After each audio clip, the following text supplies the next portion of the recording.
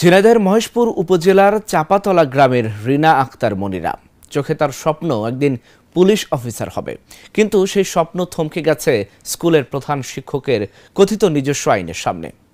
ঝিনাইদহ থেকে মিশন আলীর পাঠানো তথ্যচিত্রে ডেস্ক রিপোর্ট। সরবপুর কুসুমপুর মাধ্যমিক বিদ্যালয়ের ১০ম শ্রেণীর ছাত্রী ছিল মনিরা।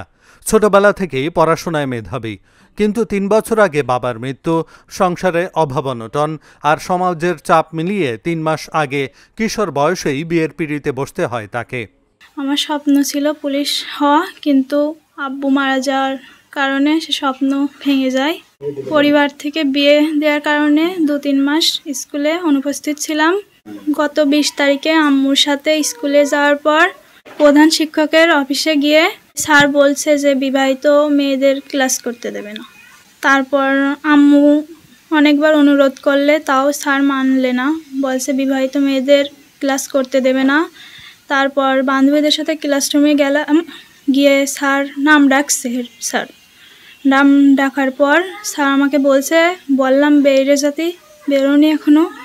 মাকে সঙ্গে নিয়ে স্কুলে গেলে অপমানের শিকার হন মনিরা। প্রধান শিক্ষক পরিষ্কার জানিয়ে দেন বিবাহিত মেয়ে এই স্কুলে পড়তে পারবে না। আমার হাজব্যান্ড মারা যায়, হাজব্যান্ড মারা যাওয়ার পর আমার সংসার এলোমেলো হয়ে যায়। তারপর আমার রিনা আক্তার মনিরা আমি বিয়ে দিয়ে দিই, মেয়ে আমার কাছেই থাকে। কিন্তু মেয়ের বিয়ে হয়ে যাওয়ার পর কিছুদিন অ্যাবসেন্ট থাকার পর গত 20 জুলাই আমি স্কুলে নিয়ে যাই। নিয়ে যাওয়ার পর প্রধান শিক্ষকের সাথে কথা হয়। প্রধান শিক্ষক বললেন যে মেয়ে বিয়ে হয়ে গিয়েছে, মেয়ের ক্লাস করতে আমি দেবো না। তারপর আমি জিজ্ঞেস করলাম যে ক্লাস করা বিয়ে হয়ে গিয়েছে, ক্লাস করতে এটা কোনো কথা হইলো নাকি? বলছেন না, আমি কোনো বিবাহিত মেয়ে ক্লাস করতে দেবো না। তখন আমি খুব অনুরোধ বিনোদন করার পরও উনি না মানার পর আমার ক্লাস থেকে বের করে দেয়, আমারও বের করে দেয়, আমার মেয়ের বের করে দেয়। অফিস রুম থেকে বের হওয়ার পরে আমি মহেশপুর শিক্ষা অফিসে যাই। ওই জায়গায় শিক্ষা অফিসারের সাথে আবেদনপত্র জমা দেওয়া হয়। ওই জায়গা থেকে হেড স্যারের কাছে ফোন দেয়। হেড স্যার বলে যে আমার চাকরি চলে গিয়ে যাওয়ার পরও আমি ওই মেয়ের ক্লাস করতে দেবো না। আমার সরকারের কাছে একটাই আবেদন, আমার মেয়ের নিয়মিত ক্লাস করতে দেওয়ার জন্য অনুরোধ করছি। শিক্ষা মন্ত্রণালয়ের কোনো নিয়মে নেই এমন নিষেধাজ্ঞা। প্রধান শিক্ষক নিজেই আইন বানিয়ে স্কুলের দরজা বন্ধ করে দিয়েছেন মনিরার জন্য। রিনার রোজার ভিতরে বিয়ে হয়ে গেছিল, তো তারপরে আর স্কুলে আসে নাই। কয়েকদিন আগে স্কুলে আসছিল, দেখুন হেড স্যার বললো যে বিবাহিত মেয়েদের ক্লাস করতে দেবে। সে আগে নিয়মিত স্কুলে আসতো, কিন্তু বিগত কতদিন স্কুলে আসেনি। তার প্রধান কারণ সে বিবাহিত হয়ে গেছিল, যার কারণে স্কুলে আসতে পারেনি। তো তারপর তার বিবাহে হয়তো 2-3 মাস পর সে বিদ্যালয়ে আসছে।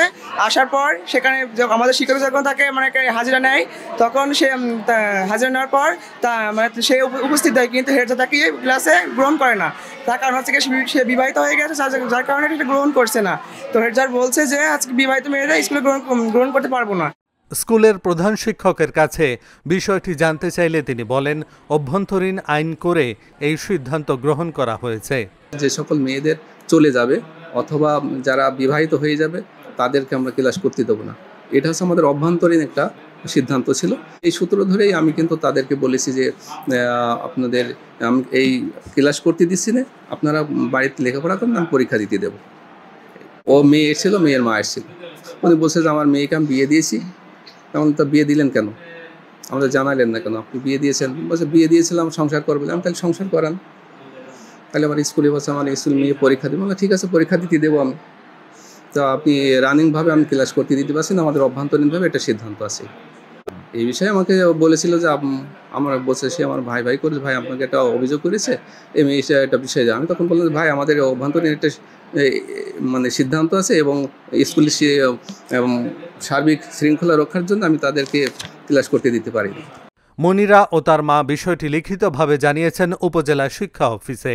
তদন্ত করে প্রয়োজনীয় ব্যবস্থা গ্রহণের আশ্বাস উপজেলা নির্বাহী অফিসারের।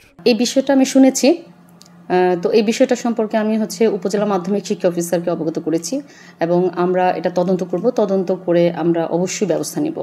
স্বপ্ন দেখার অধিকার সবার আছে, কিন্তু সেই স্বপ্ন যদি এক শিক্ষকের অনৈতিকতায় ভেঙে পড়ে তবে কোথায় যাবে এই গ্রামের মেয়েরা? প্রশ্ন এখন শুধু মনিরার নয়, প্রশ্ন পুরো সমাজ ব্যবস্থার। Dhaka journal, news desk.